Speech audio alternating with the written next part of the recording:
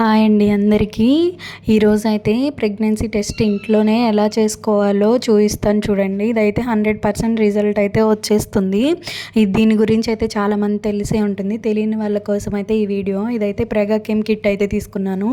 అందులో అయితే sample collect చేయడానికి ఒక బౌల్ లాంటిది అయితే ఇచ్చారు. తర్వాత ఇది కిట్ అండి, ప్రెగాకేమ్ అనే కంపెనీ నుంచి నేను ఈ కిట్ అయితే తీసుకున్నాను. ఇందులో అయితే ఇలా వస్తుంది. ఇది ఒక కిట్ను యూరిన్ కలెక్ట్ చేయడానికి ఒక చిన్న ట్యూబ్ అండ్ శాంపిల్కి ఒక బౌల్ అయితే ఇచ్చారు కదా. ముందుగా అయితే ఈ బౌల్లో అయితే మనం యూరిన్ అయితే కలెక్ట్ చేసుకోవాలి.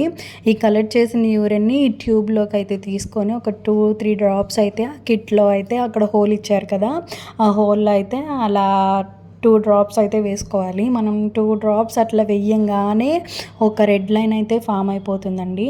ఆ రెడ్ లైన్ అయితే ఇందులో ఈ కిట్లో అయితే CT అనే 2 ఉంటాయి. ఒకటి కిట్, ఇంకోటి టెస్ట్ అనమాట. ఈ 2 పింక్ లైన్స్ వస్తే మనకి ప్రెగ్నెన్సీ పాజిటివ్ వచ్చినట్టు.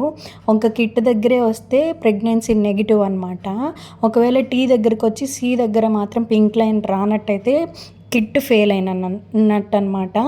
సో 2 లైన్స్ వస్తేనే మనకి ప్రెగ్నెన్సీ పాజిటివ్, ఒకటి వస్తే పాజిటివ్ కాదండి. ఇదైతే పీరియడ్ ఆగిపోయినా ఒక 1 వీక్ తర్వాత మీరు చేసుకున్నట్టయితే రిజల్ట్ కన్ఫామ్గా ఉంటుంది. ఒక 1 వీక్ ఆగిన తర్వాత చేసుకోవాలి. 1-2 డేస్ తర్వాత చేస్తే తెలియదండి రిజల్ట్. అంతే అండి. ఇంక వీడియో ప్లీజ్ సబ్స్క్రైబ్ చేసుకోండి.